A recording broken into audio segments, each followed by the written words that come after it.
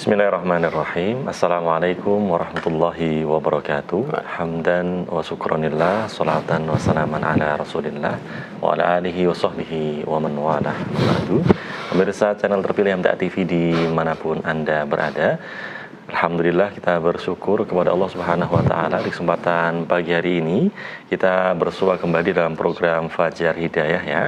Dan di setiap Ahad pagi Fajar Hidayah tentu bersama narasumber yang senantiasa bersama kita.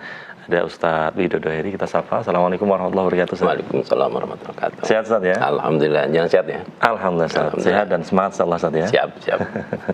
Dan pemirsa nanti juga bisa bergabung ya bersama kami di line telepon di 0271 6793000 atau di 0811 2553000 untuk menanyakan hal-hal yang insya Allah nanti menjadi tema kita hari ini Ustadz ya? Yeah. Terkait sedekah sebagai gaya hidup seorang mukmin. Yeah. Baik. Dan di sesi pertama pemirsa kita akan langsung saja simak mukadimah dari beliau. Kita persilahkan Ustaz. Ya, makasih. Bismillahirrahmanirrahim. Assalamualaikum warahmatullahi wabarakatuh. Alhamdulillahilladzi arsala rasulahu bil huda wa dinil haq liyudhhirahu 'ala dini kulli walau karihal musyrikun. Asyhadu an la ilaha illallah wahdahu la syarika lahu wa asyhadu anna Muhammadan abduhu wa rasuluhu amma ba'd. A'udzu billahi minasyaitonir rajim. Ya ayyuhalladzina amanu taqullaha haqqa tuqatih wa la tamutunna illa wa antum muslimun. Pemirsa MTA TV dan pendengar radio di jaringan dakwah Masjid Tafsir Al-Qur'an yang dirahmati oleh Allah Subhanahu wa taala. Puji syukur kita sama panjatkan kehadirat Allah Subhanahu wa ta'ala, penguasa seluruh alam yang berikan hajat hidup kepada kita semua. Di pagi hari ini kita bisa bangun kembali. Di pagi hari ini kita diberikan kesempatan oleh Allah untuk menjalankan kehidupan kita masing-masing, untuk menunaikan amanah yang Allah titipkan kepada kita semua. Salawat dan salam tentunya kita senantiasa curahkan kepada Nabiullah Muhammad SAW, kepada keluarga, kepada sahabat, dan kita semua hingga akhir zaman dan akhir hayat kita masing-masing. Ibu bapak sekalian yang dirahmati oleh Allah Subhanahu wa Ta'ala, kita sekarang hidup di masa yang penuh tantangan dari segala penjuru, dari sisi keimanan, dari sisi hajat hidup, dari sisi keuangan, dan dari segala aspek kehidupan kita penuh dengan tantangan. Yang kita rasakan saat ini seperti harga kebutuhan yang selalu menaik, kebutuhan yang mungkin tambah banyak, dan rasa secara manusiawi kadang muncul dalam diri kita yaitu takut kekurangan. Kadang menguasai, mengusik hati dan kolbu kita masing-masing. Namun demikian kalau kita renungkan bersama dengan satu renungan yang makin dalam, maka kita akan merasakan bahwa disinilah sebetulnya sesungguhnya ujian keimanan yang Allah titipkan kepada kita semua. Bagaimana respon kita ketika kita merasa pas-pasan untuk memenuhi kebutuhan hidup kita, namun di sisi lain justru Allah memberikan tantangan kepada kita semua. Allah ingin melihat diri kita, Allah ingin menunjukkan kepada diri kita apakah kita tetap percaya kepada janji-janji Allah itu, atau justru kita memeluk erat harta dan melupakan perintah Allah untuk membelanjakan harta kita di jalan Allah. Padahal Allah sendiri di surat yang sering dibahas, surat Al-Hujurat, surat yang ke-49 ayat 15. A'udzu billahi minasyaitonir rajim. Ya innamal mu'minuna alladzina amanu billahi wa rasulihi tsumma lam yartabu wa jahadu bi amwalihim wa anfusihim fi sabilillah. Ulaika humus shadiqun.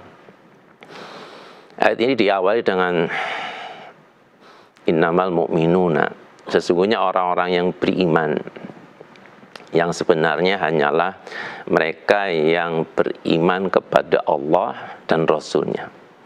Kemudian mereka tidak ragu-ragu dan mereka berjihad dengan harta dan jiwanya di jalan Allah.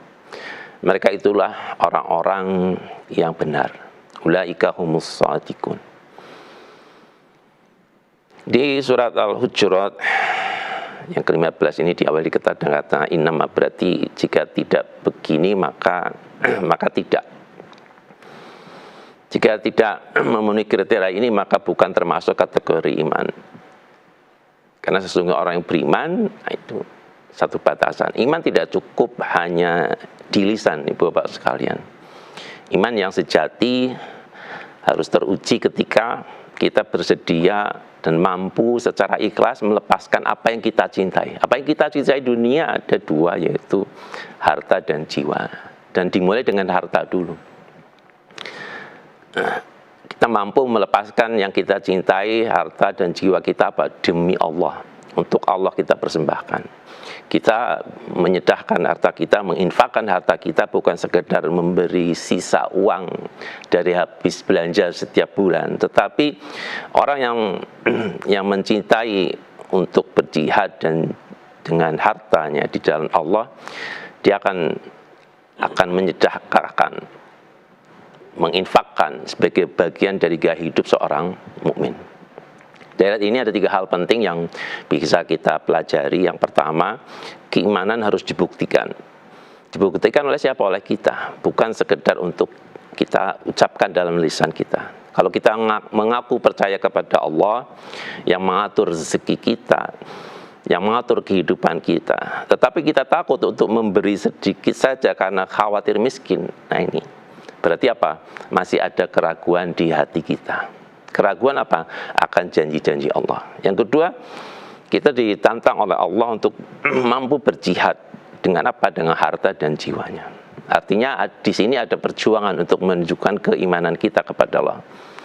Memang pasti akan secara manusiawi kita akan merasakan melepas harta itu sesuatu yang berat.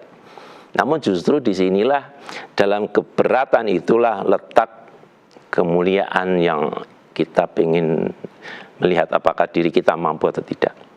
Poin ketiga, orang yang berjihad dengan harta dan jiwa, itulah yang disebut dengan ulaika humus shadiqun. Itulah orang-orang yang benar. Artinya, derajat kebenaran iman seseorang dilihat dari seberapa dermawannya ia di jalan Allah. Seberapa mampu dia menginfakkan hartanya di jalan Allah.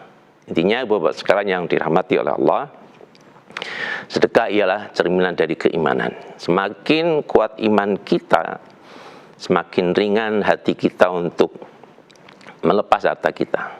Semakin ringan hati kita untuk menginfakkan, memberikan harta kita untuk jalan-jalan yang diridhoi Allah.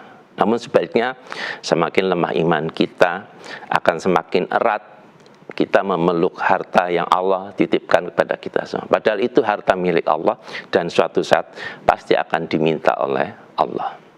Ibu sekalian yang dirahmati oleh Allah, banyak hadis, banyak kisah yang kita bisa pelajari dari sirah Nabawi, bagaimana para sahabat berjihad dengan hartanya, mengamalkan wajahadu bi amwalihim wa anfusihim, mengamalkan bahwa berjihad dengan harta dan jiwa di jalan Allah itu bukan sekedar teori. Para sahabat di zaman Rasulullah telah membuktikan dengan nyata. Sebagai contoh dalam sahabat saat perang Tabuk, yang masa yang paling sulit, cuaca yang panas menyengat, masa panen yang akan tiba yang harus segera dipanen, dan jumlah pasukan Romawi yang luar biasa besarnya, Rasulullah SAW menyuruh kepada kaum muslimin untuk membiayai perjalanan jihad ini.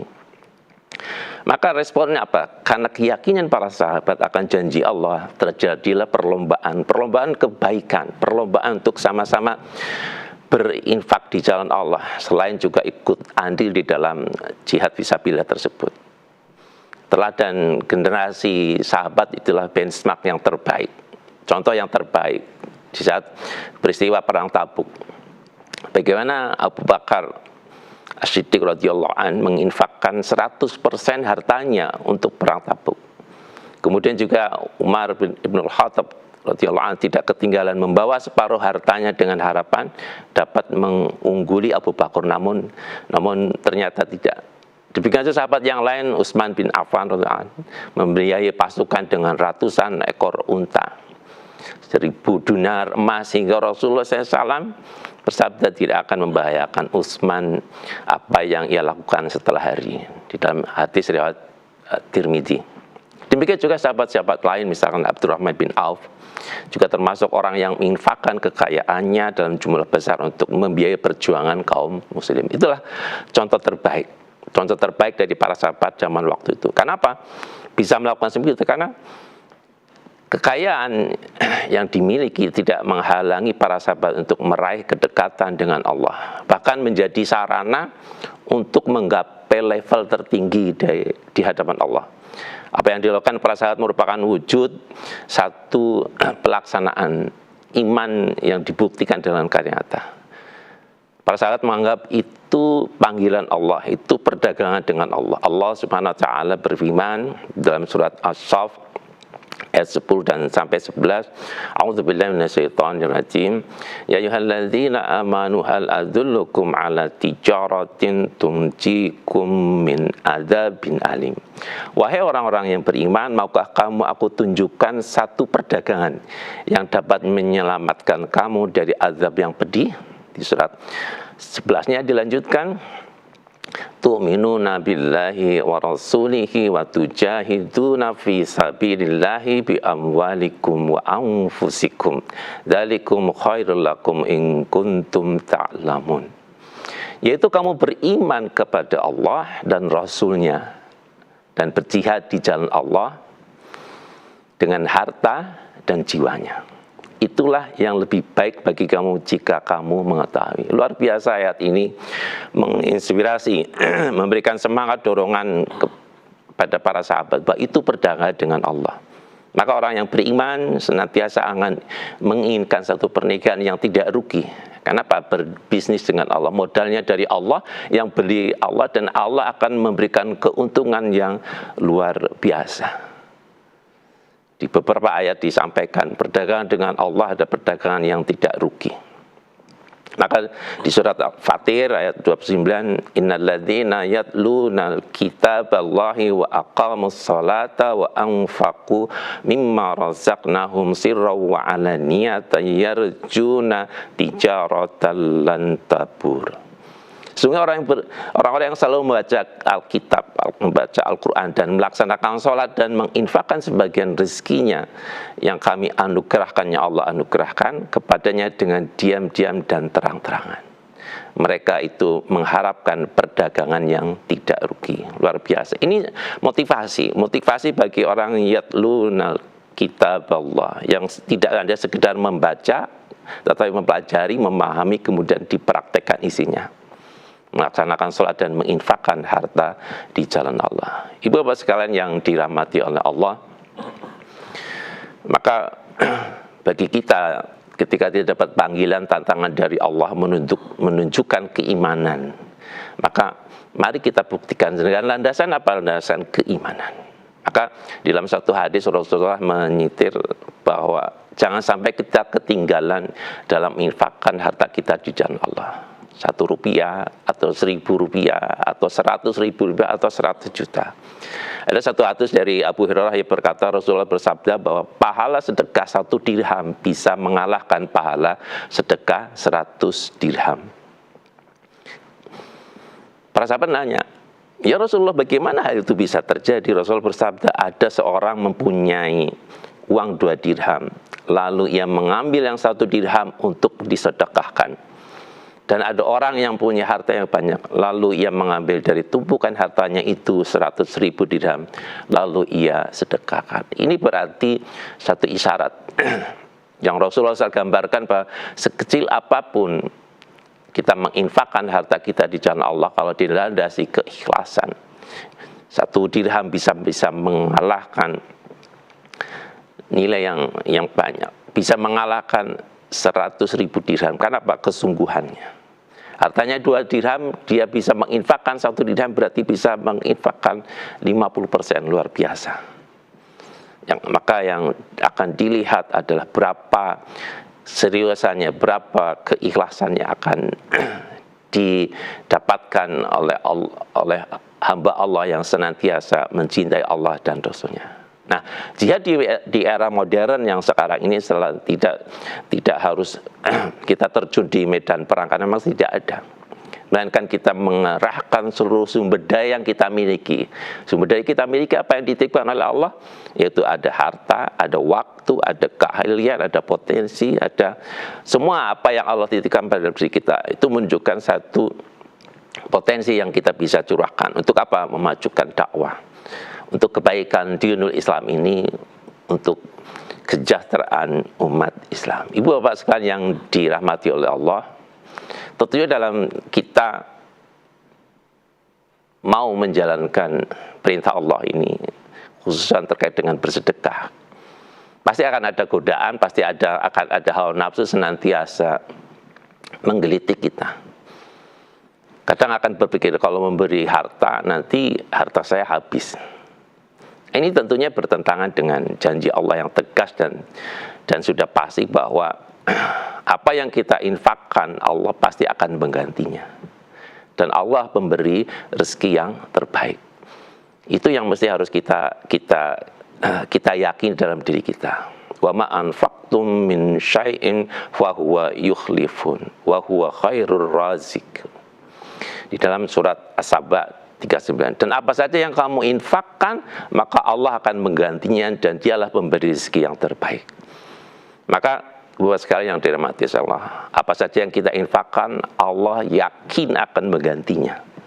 Bukan mungkin, insya Allah, pasti Allah akan menggantinya. Itu janji Allah, dan Allah tidak pernah mengingkari janjinya. Yang kita keluarkan mungkin sedikit, mungkin untuk 2,5%, 1%, 5%, 10% dari penghasilan kita, dari harta kita. Tapi Allah akan ganti bisa yang lebih banyak. Mungkin dalam bentuk kelancaran usaha kita, kesehatan yang senantiasa kita nikmati, keberkahan umur, atau rezeki yang kadang dari jalan yang tidak disangka-sangka. Maka janji Allah itulah yang harus kita yakini, bahwa perumpamaan kita menginfakkan harta di jalan Allah seperti sebitir biji yang bisa menumbuhkan 7 tangkai, dan setiap tangkai ada 100 biji. Dan Allah melipatkan gandakan barang siapa yang Allah kehendaki, dan Allah maha luas, dan Allah maha mengetahui. Itu satu janji Allah yang harus kita yakini bersama. Dengan demikian akan memotivasi kita untuk senantiasa kita membelanjakan harta kita di jalan Allah. Dan rahasia kita, kalau bisa bersedekah di jalan Allah, membelanjakan harta kita di jalan Allah, maka kita akan senantiasa dicintai oleh Allah. Di surat Ali Imran ayat 92, lan tanalul birra hatta yunfikuna mimma tuhibbun wa ma tunfiqu min syai'in fa innallaha bihi alim. Kamu tidak akan memperoleh kebajikan sebelum kamu menginfakkan sebagian harta yang kamu cintai, dan apapun yang kamu infakkan tentang hal itu, sungguh Allah mengetahui. Ibu bapak sekalian yang dirahmati oleh Allah, maka jadikanlah berinfak, bersedekah itu bagian dari kehidupan kita. Jadikanlah sebagai gaya hidup kita. Kita mengeluarkan harta kita, kita menyisihkan harta kita. Bukan nunggu sisa akhir bulan. Tapi begitu kita punya penghasil, mari alokasikan. Innalladzina yatlunal kitaballahi wa aqamus salata wa anfaqu mimma razaqnahum sirran wa alaniyah yarjuna tijaratan lan tabur. Sesungguhnya orang-orang yang selalu membaca kitab dan melaksanakan sholat dan menginfakkan sebagian rezeki yang kami anugerahkan kepada dengan diam-diam dan terang-terangan, mereka mengharapkan perdagangan yang tidak rugi.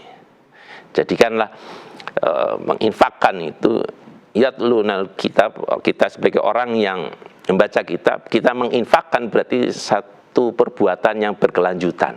Bukan sekali, 2 kali, tetapi seumur hidup. Ketika kita dapat penghasilan, kita biasakan, kita sisihkan untuk harta kita untuk jalan-jalan yang diridhoi oleh Allah. Namun demikian, ibu bapak sekalian, senantiasa setan iblis senantiasa akan menggoda kita, menggoda akan ketakutan, menggoda kita dengan karakter kekikiran. Maka harus kita lawan.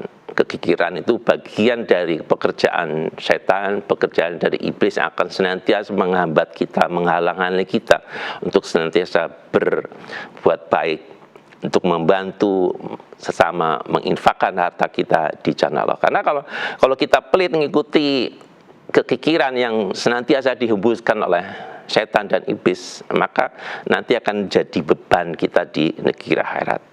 Maka lebih baik kita lepaskan harta kita di dunia dengan sukarela daripada kita dipaksa untuk melepaskan pada saat kita kontrak kita dengan Allah sudah habis, saat nyawa sudah sampai di kerongkongan. Pasti akan ditarik oleh Allah. Maka kita masih harus ingat, kita punya harta akan ditanya dari mana kita mendapatkannya dan untuk apa dibelanjakan. Ibu bapak sekalian yang dirahmati oleh Allah, maka perlu kita memotivasi diri kita.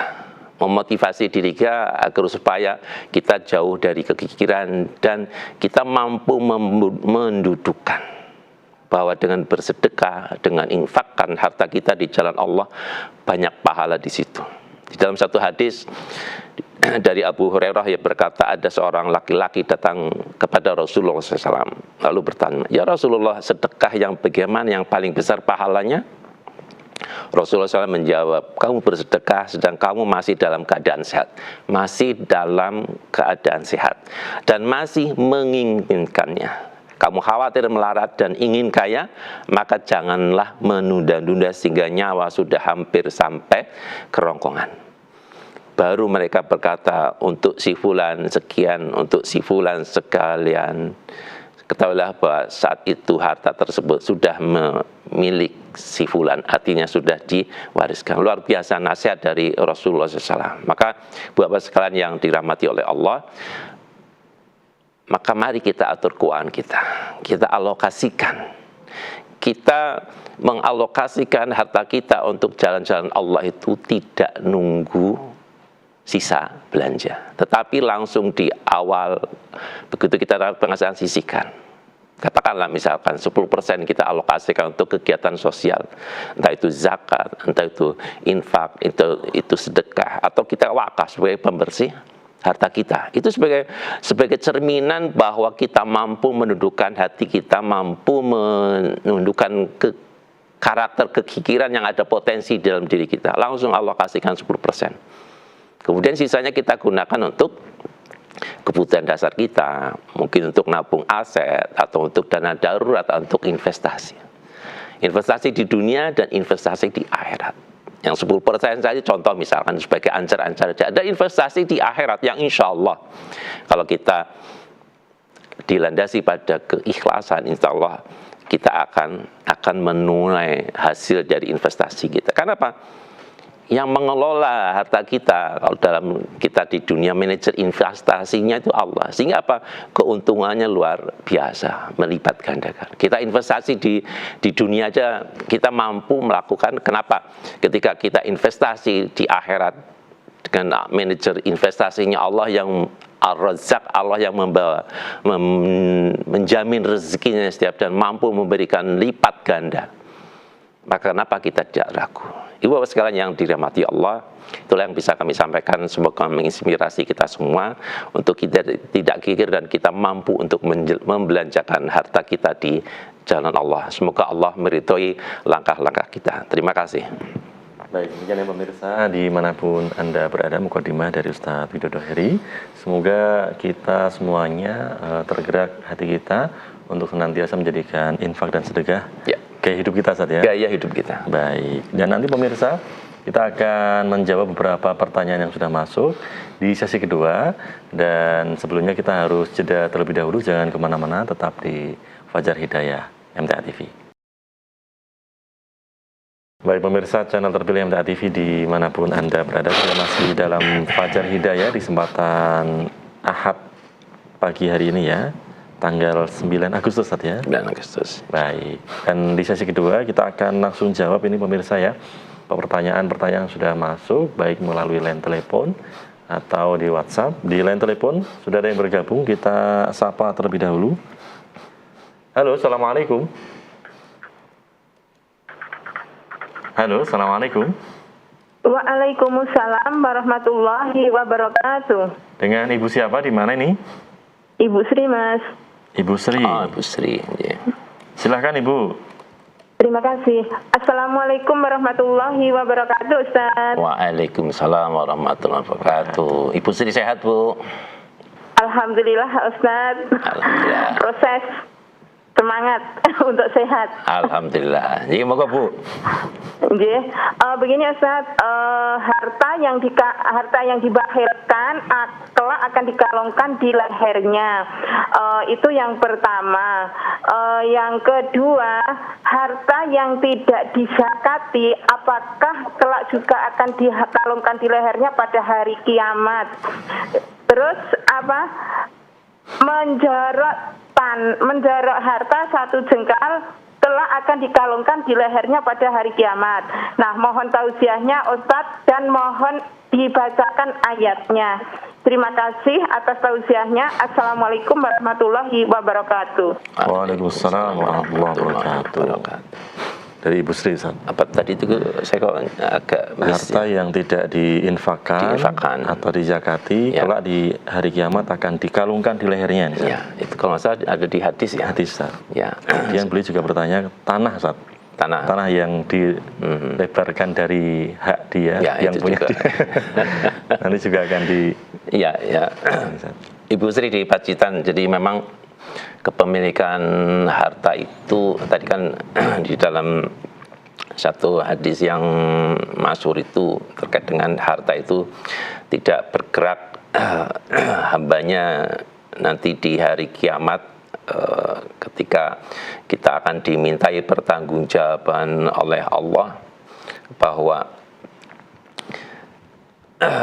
tidak bergerak kedua kaki tapak kaki seorang hamba pada hari kiamat sehingga dia akan ditanya wa an malihi min aina aktasabahu wa fima anfaqahu, tentang hartanya dari mana ia mendapatkannya dan untuk apa ia belanjakan. Itu sudah sesuatu yang sudah pasti, dan pada saat kita mengimani bahwa ada hari akhir, ada hari pertanggungjawaban, maka sesungguhnya disitulah kita dituntut untuk lebih hati-hati.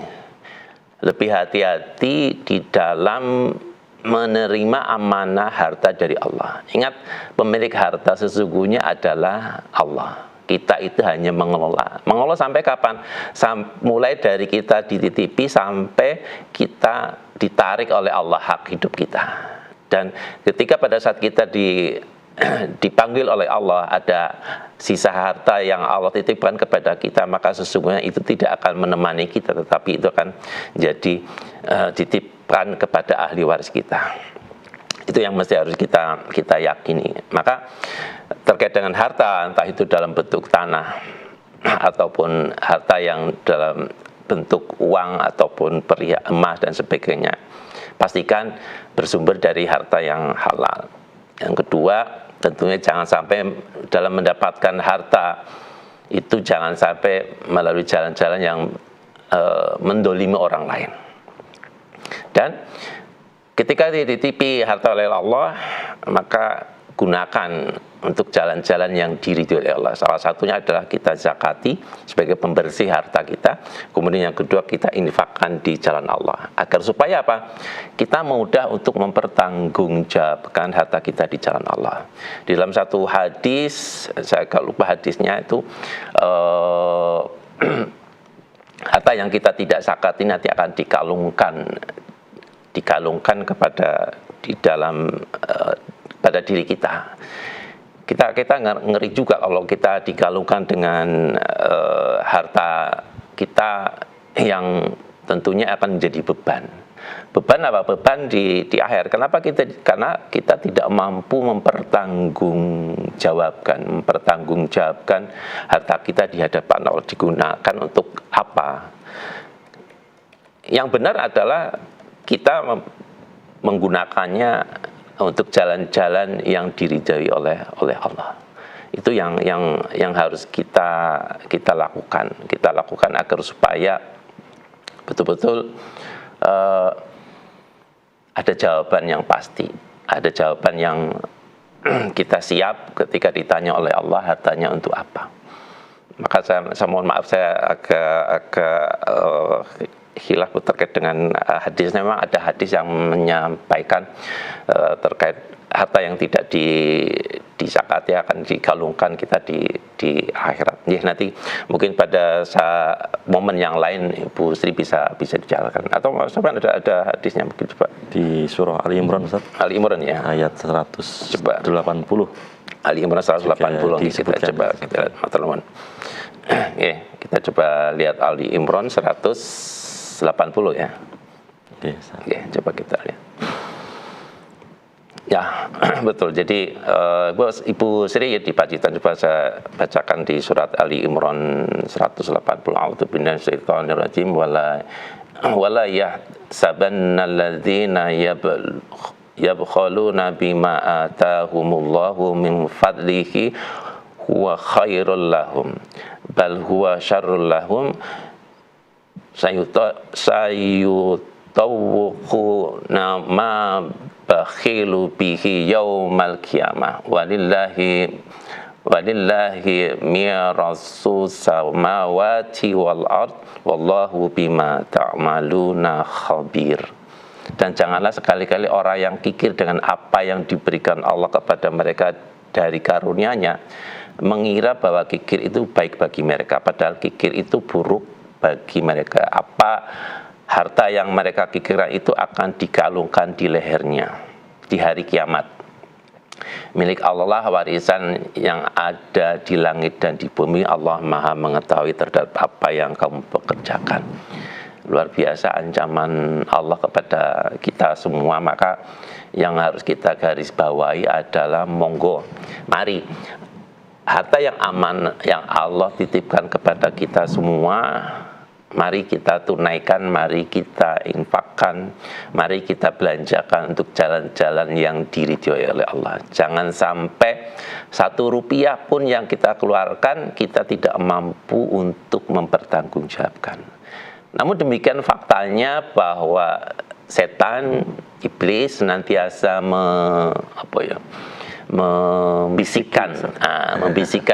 membisikkan kita dengan karakter kekikiran. Itu tidak kita perlu. Maka agar supaya kita terhindar dari kekikiran ini, maka kedekatan kita dengan Allah, maka dengan sholat itulah yang akan menjadikan kita akimi sholawatu zakah gitu kan, satu paket kan. Dengan sholat jangan menginfakkan harta di jalan Allah, itu satu paket. Maka dengan kita sholat berarti kita semakin dekat dengan Allah, semakin kita mengamini apa yang Allah janjikan, semakin kita mengamini apa yang Allah ingatkan kepada kita semua. Maka konsekuensi jadi kalau kita mengingkari perintah Allah, mengingkari apa yang Allah peringatkan kepada kita, insya Allah kita akan bisa selamat. Maka hati-hati Ibu Bapak sekalian ketika kita diamani oleh harta. Bukan berarti kalau kita nggak usah punya harta. Penting kita punya harta untuk supaya apa? Kita bisa mengoptimalkan peran kita di dalam memajukan dakwah, peran kita di dalam meningkatkan kesejahteraan umat. Demikian Ibu Sri di Pacitan. Matur Mas Sofyan ayatnya. Baik. Demikian ya Ibu Sri ya di Pacitan. Kita beralih ke WhatsApp nih Ustaz. Sudah banyak sekali masuk ini Ustaz. Yang pertama dari Ibu Pipit Ustaz. Ibu Pipit di Semarang. Beliau ini seorang pensiunan, dan mendapatkan pesangon saat. Alhamdulillah. Dan pesangonnya sudah dijakati. Kemudian beliau investasikan di emas. Nah pertanyaannya saat, apakah setiap tahun saya harus mengeluarkan zakatnya lagi saat? Atau saat emas itu dijual dengan menghitung selisih harga jual belinya? Dan bagaimana jika selisihnya itu tidak laba? Karena mungkin saat beli dalam harga tinggi, pada saat dijual harganya turun saat. Itu yang pertama saat. Yang kedua, jika memang harus dibayar zakatnya tiap tahun, bagaimana solusinya untuk pensiunan seperti saya yang sudah tidak menerima uang bulanan? Ya, cash flow-nya nggak ada ya? Iya, tinggal punya emas tadi, Ustaz. Iya, hanya emas saja, ya. Ya, terus? Apakah dengan cara mengurangi gram emasnya, Ustaz, alias dijual atau dengan mengambil uang tabungan? Iya. Yang ketiga, Ustaz. Iya. Apa alternatif investasi yang tepat bagi saya selain emas tadi, Ustaz? Ya, terima kasih Ibu Pipi di Semarang. Alhamdulillah, senantiasa harus kita syukuri nikmat yang Allah berikan kepada kita semua. Pada saat purna tugas masih ada pesangon. Itu satu hal yang harus disyukuri. Mensyukurinya apa? Kita keluarkan hak atas harta tersebut, yaitu kita keluarkan zakat, dan alhamdulillah sudah dikeluarkan. Kemudian beliau investasikan, belikan emas logam mulia gitu kan. Setelah mencapai haul dan nisab, pertanyaan adalah apakah harus disakati setiap tahun? Tahun pertama insya Allah tadi sudah disakati penghasilan dari yang sudah hasil. Tahun kedua bagaimana? Tahun ketiga bagaimana? Tentunya ada yang berpendapat bahwa itu harus disakati dari awal, sama dengan tahun pertama, tahun kedua sama senilai berapa nilai logam mulia tadi. Namun ada yang berpendapat bahwa disakati sebesar selisih antara pada waktu beli dengan kondisi sekarang. Kalau misalkan pada waktu beli harganya 2 juta 1 gramnya, sekarang harganya misalkan 2.400.000, maka selisihnya 400 itulah yang disakati setiap tahun setelah masuk ke haul dan nisab. Pertama ada juga yang berpendapat, yang pendapat ketiga, yaitu ketika itu dijual kemudian ada untung, nah untungnya itulah yang disakati. Jadi memang ada 3 pendapat, cuma di Majelis Tafsir Al-Quran berpendapat ya selisih tahun kedua, ketiga adalah selisih dari harga, itulah yang kita keluarkan zakatnya. Sumbernya dari mana? Karena sudah ada tidak cash flow lagi, kan emasnya ya tetap seonggok itu logam mulia, tidak ada cash flow masuk ya. Tentunya dari cash flow yang sudah, yang uang yang tersedia, misalkan tabungan kita keluarkan. Atau kalau memang nggak ada ya udah kita jual emas itu, kemudian kita tunaikan zakatnya. Kemudian itu pertanyaan 1, 2. Nah, pertanyaan ketiga, alternatif investasi apa yang tepat untuk pensiunan?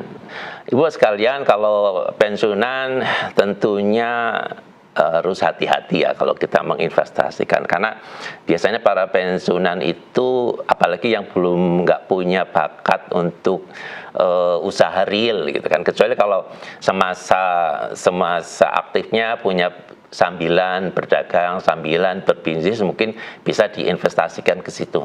Tetapi kalau nggak punya pengalaman sebaiknya tidak, karena nanti ada risiko yang kita tidak bisa antisipasi. Karena setiap investasi itu pasti akan ada risiko, kecuali satu, investasi di akhirat. Insya Allah nggak ada risiko.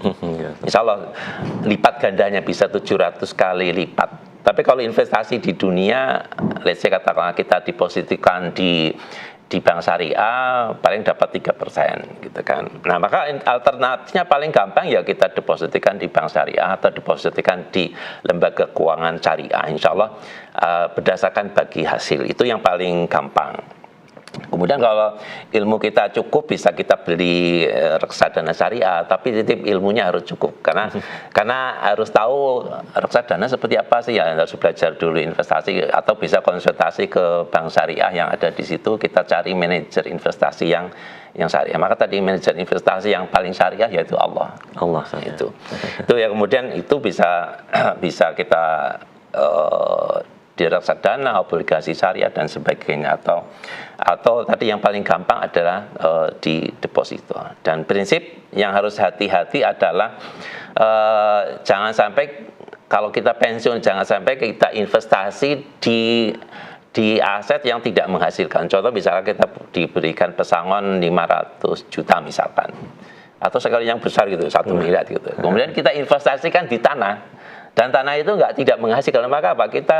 Kita kaya tapi nggak punya duit gitu, karena tidak menghasilkan. Maka bagi para pensiun ini khususnya harus hati-hati ketika kita menginvestasikan pesangon.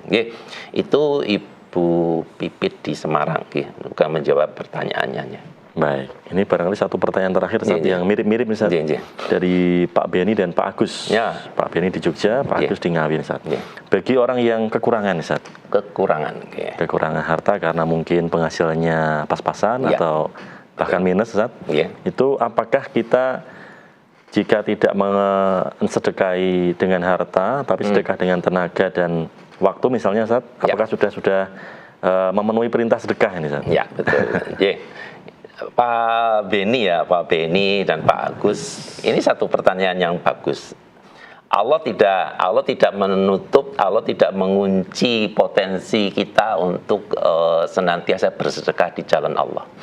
Kalau kita dititipi harta yang cukup, insya Allah dengan harta itu kita bisa berinfak. Namun demikian ada potensi yang lain, sumber daya yang kita miliki yaitu tenaga. Kita punya tenaga, kita bisa gunakan untuk dakwah. Tenaga kita gunakan untuk membantu kegiatan-kegiatan sosial, membantu untuk kegiatan-kegiatan dakwah, mengembangkan Islam. Atau kita punya pikiran, kita gunakan pikiran kita untuk tadi memikirkan hal-hal yang bisa memajukan dakwah ini, atau kita punya kecerdasan yang lain, kita bisa maksimalkan sehingga kita bersedekah. Allah tidak menutup potensi diri kita masing-masing. Sebagaimana para sahabat ketika ada ajakan perang, para sahabat ya ada yang modalnya jalan kaki, ada modalnya cuma perang, peralatan perang ya. Tetapi ketika bahkan berinfak dengan satu biji kurma itu pun satu potensi. Yang intinya adalah ibu bapak sekalian, ketika kita mau bersedekah di jalan Allah, maka yang harus kita lakukan pertama harus ikhlas karena Allah. Yang kedua, lihat potensi yang ada dalam diri kita. Kita semua pasti dititipi amanah oleh Allah, entah itu harta, entah itu kesehatan, badan yang sehat, badan yang kuat, mungkin kita punya kecerdasan, ilmu juga punya kita kemampuan untuk mentransfer ilmu, itu bisa kita gunakan untuk bersedekah. Insya Allah akan menjadi saksi kita nanti ketika kita dipanggil oleh Allah. Jadi nggak usah khawatir ketika kita nggak punya harta, terus gimana cara bersedekah? Banyak jalan yang bisa kata. Yang penting adalah ikhlas karena Allah. Itu barangkali yang bisa kami sampaikan. Baik, sekaligus dari pertanyaan terakhir Ustaz, di kesempatan hari ini. Tak terasa waktu juga nih Ustaz yang membatasi jumpa kita. Terima kasih Ustaz Widodo Heri atas materi dan ilmunya. Semoga bermanfaat untuk kita semuanya. Assalamualaikum warahmatullahi wabarakatuh. Waalaikumsalam warahmatullahi wabarakatuh. Baik pemirsa dimanapun Anda berada, demikian Fajar Hidayah di kesempatan pagi hari ini. Semoga bermanfaat dan mohon maaf atas segala kekhilafan. Kami undur diri, terima kasih atas perhatiannya. Subhanakallahumma wa bihamdika, asyhadu an la ilaha illa anta, astaghfiruka wa atubu ilaik. Assalamualaikum warahmatullahi wabarakatuh.